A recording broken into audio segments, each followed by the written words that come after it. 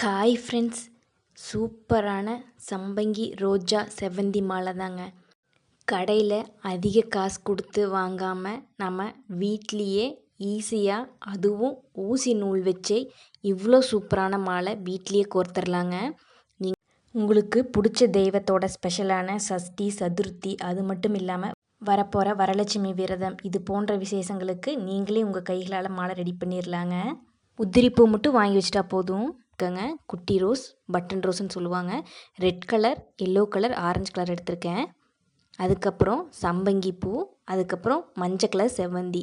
உங்களுக்கு வேறு கலர் செவ்வந்தி கிடைச்சாலும் அதையும் வாங்கிக்கோங்க. இப்போ நம்ம கோர்க்க ஸ்டார்ட் பண்ணிடலாம். அதுக்கு இந்த சைஸில் ஊசி எடுத்துக்கங்க. ரொம்ப சின்ன ஊசி இருந்தாலும் கோர்க்கற கஷ்டமாக இருக்கும். இந்த சைஸ் இருந்துச்சுன்னா கரெக்டாக இருக்கும்.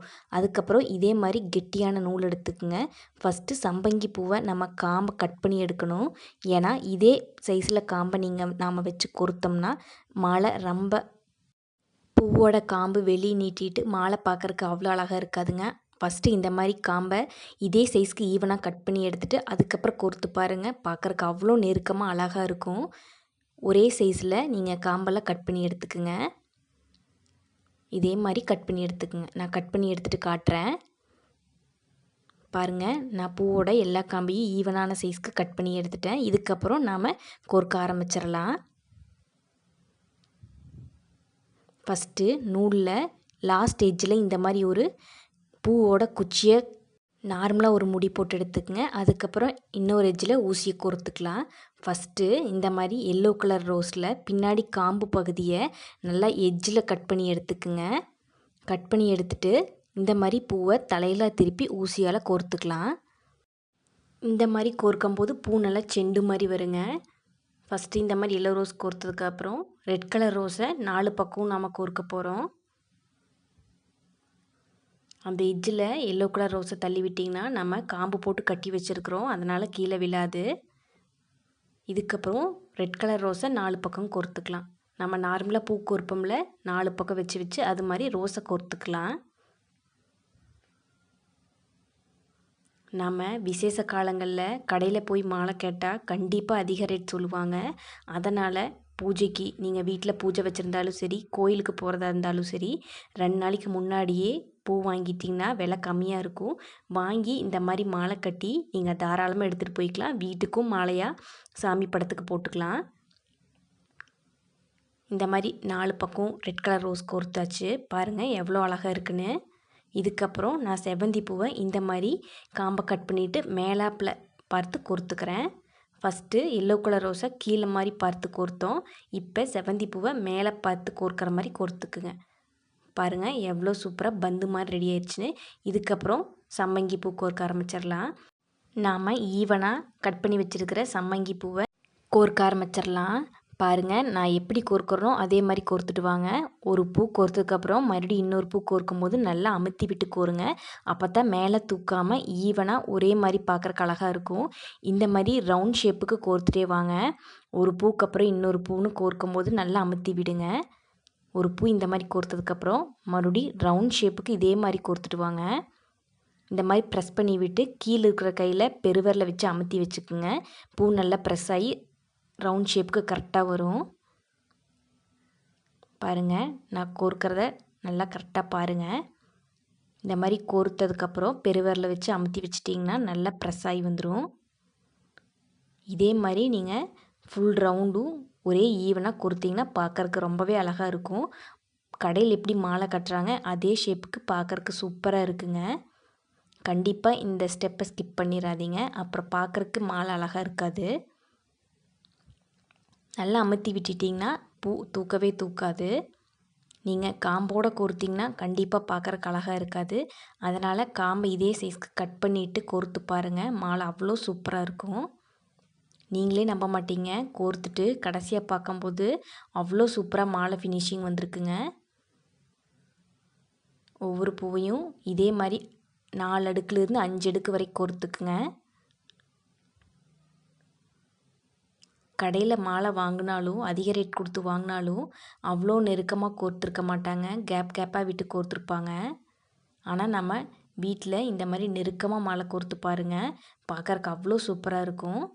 நீங்கள் வீட்டில் பூஜையெல்லாம் வச்சுருந்தீங்கன்னா, இனி வரலட்சுமி நோன்பு வரப்போது, அதுக்கு கலசம் வச்சு நீங்கள் வழிபடுறதா இருந்துச்சுன்னா, இந்த மாதிரி மாலை கட்டி அந்த கலசத்துக்கு போட்டு பாருங்கள். வந்தவங்கெல்லாம் எங்கே இந்த மாலை வாங்கின, நீ கட்டினியான்னு கேட்பாங்க. அவ்வளோ பார்க்குறக்கு அவ்வளோ சூப்பராக இருக்கும். இந்த மாதிரி கோர்த்ததுக்கப்புறம் 2 கைகளை அந்த பூ அடக்கிட்டு நூலை பிடிச்சி இழுத்திங்கன்னா அப்படியே அந்த எட்ஜில் கொண்டு போய் விட்டுறலாங்க. கொஞ்சம் கூட கலையவே கலையாது. பாருங்கள், ஒரு சுற்று எவ்வளோ சூப்பராக ரெடி ஆயிடுச்சுன்னு. பார்க்குறக்கே அவ்வளோ அழகாக இருக்குங்க. கை விட்டாலும் அந்த பூ கீழே உதிர்ந்து வராது. இதே மாதிரி மறுபடியும் சம்பங்கி பூவை 3 லேயரில் கோர்த்துக்கலாம். இந்த மாதிரி ரவுண்டாக கோர்த்துட்டு கையை மேலே அமுத்தி வச்சிட்டிங்கன்னா பூ நல்லா அமுந்து வந்துருங்க. அப்புறம் பூ மேலே தூக்காது. பாருங்கள், ரவுண்ட் ஷேப்புக்கு இதே மாதிரி கோர்த்துக்கலாம். ஃபஸ்ட்டு நான் 3 அடுக்கு கோர்த்துட்டேன். இன்னொரு 3 அடுக்கு கோர்த்தா ஓரளவு மாலை பார்க்குறக்கு சூப்பராக இருக்குங்க.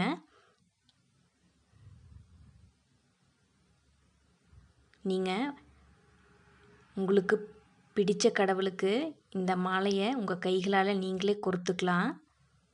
நீங்கள் கோயிலுக்கு எடுத்துகிட்டு போகிறதுனாலும் முந்தின நாள் இதே மாதிரி உதிரி பூலாம் வாங்கி கோர்த்து கொண்டு போங்க. அவ்வளோதாங்க. நெக்ஸ்ட் பேட்ச் சம்மங்கி பூவும் சூப்பராக கோர்த்தாச்சு. இந்த மாதிரி 2 கைகளால் அப்படியே நூலை பிடிச்சி எடுத்திங்கன்னா கடைசி எட்ஜுக்கு கொண்டு போய் அந்த பூவை விட்டுறலாம். பாருங்கள், மாலை பார்க்குறக்கு எவ்வளோ சூப்பராக இருக்குன்னு. நல்லா அமுத்தி விடுங்க. சூப்பராக நெருக்கமாக பார்க்குறக்கே அவ்வளோ அழகாக இருக்குது. இப்போ மாலை கால்வாசி ரெடி ஆயிடுச்சுங்க. மீதி அடுத்தது கோர்க்க ஆரம்பிச்சிடலாம். அதுக்கு நடுவில் கொஞ்சம் டெக்கரேஷனுக்காக நான் செவந்தி பூ பந்து ரெடி பண்ணிக்கலாங்க. அதுக்கு காம்பை ரிமூவ் பண்ண ஒரு செவந்தி பூ இந்த மாதிரி தலையில் கோர்த்துட்டு 4 பக்கமும் மறுபடி மீதி உள்ள செவந்தி பூவை இந்த மாதிரி 4 சைடு கோர்த்துக்குங்க. நம்ம எப்படி ஃபஸ்ட்டு ரோஸ் கோர்த்தோம்ல, ரெட் ரோஸ், அதே மாதிரி கோர்த்துக்கலாம். 4 சைடு கோர்த்ததுக்கப்புறம் மேலே ஒரு பூ வச்சுக்கலாங்க. அது நான் ரெட் கலர் வைக்கிறேன். கலர் காம்பினேஷன் நல்லா இருக்கிறவங்கிறதுக்காக நான் ரெட் கலர் வைக்கிறேன். அவ்வளோதாங்க. இன்னொரு பந்து சூப்பராக ரெடி ஆயிடுச்சு. இதையும் நகர்த்தி விட்டுக்கலாம். ஊசியில் கோர்க்கறதுக்கு மாலை அவ்வளோ ஈஸியாக இருக்குங்க. டக்குன்னு கோர்த்த முடிச்சிடலாம். அரை மணி நேரத்தில் இந்த மாலை ரெடி ஆயிருங்க. பாருங்கள், சூப்பராக ரெடி ஆயிடுச்சு. இனி மறுபடியும் மீதி சம்மங்கி பூ கோர்க்க வேண்டியது தான். அதே மாதிரி நான் ஃபஸ்ட்டு எப்படி சொன்னேன் ரவுண்ட் ஷேப்புக்கு, அதே மாதிரி கைகளை அமுத்தி விட்டு ரவுண்ட் ஷேப்புக்கு சம்மங்கி பூவை கோர்த்துக்கலாங்க. பாருங்கள், ஒரு பேட்ச் கோர்த்தாச்சு. இனி மறுபடியும் இதே சைஸ்க்கு நான் சம்மங்கி பூ கோர்த்துக்கலாம். நம்ம கோர்க்க மாலை பார்க்குறக்கு அவ்வளோ அழகாக சூப்பராக ரெடியாகி வருதுங்க. இதே சைஸ்க்கு மறுபடியும் சம்மங்கி பூவை கோர்த்தாச்சு. நல்லா ஃப்ரெஷ் பூவாக வாங்கிட்டிங்கன்னா பார்க்குறக்கு அவ்வளோ அழகாக விரிஞ்ச பூவாக வாங்கிக்கிங்க. அப்போ தான் பார்க்குறக்கு ரொம்பவே அழகாக இருக்கும். அவ்வளோதாங்க, சம்மங்கி பூ நெக்ஸ்ட்டு பேட்ச்சு கோர்த்தாச்சு. இப்போ பாருங்கள், மாலை ஒரு சைட் 3/4 ரெடி ஆயிடுச்சு. அதுக்கப்புறம் இந்த ஆரஞ்சு கலர் ரோஸை இந்த மாதிரி தலையில் கோர்த்துக்குங்க. ஃபஸ்ட்டு நம்ம ரெட் கலரில் டெக்கரேட் பண்ணிட்டோம். அடுத்தது எல்லோ கலர் செவந்தி பூ, மறுபடி ரெட் கலர் ரோஸை வச்சு இது மாதிரி டெக்கரேட் பண்ணிக்கலாம். 4 சைடு ரோஸ் கோர்த்ததுக்கப்புறம் மேலே நான் எல்லோ கலர் வச்சுக்க போகிறேன். எல்லோ கலர் ரோஸ் வச்சாச்சு. இப்போ பாருங்கள், இதுவும் சூப்பராக ரெடியாகி வந்துருச்சு. இனி மறுபடியும் நார்மலாக சம்மங்கி பூ கோர்த்துக்கலாம். உங்களுக்கு சின்ன சைஸ் மாலை வேணும்னா இதில் பாதி அப்படியே கட் பண்ணிவிட்டு உங்களுக்கு வேணுங்கிற சைஸ்க்கு மாலை கோர்த்துக்குங்க.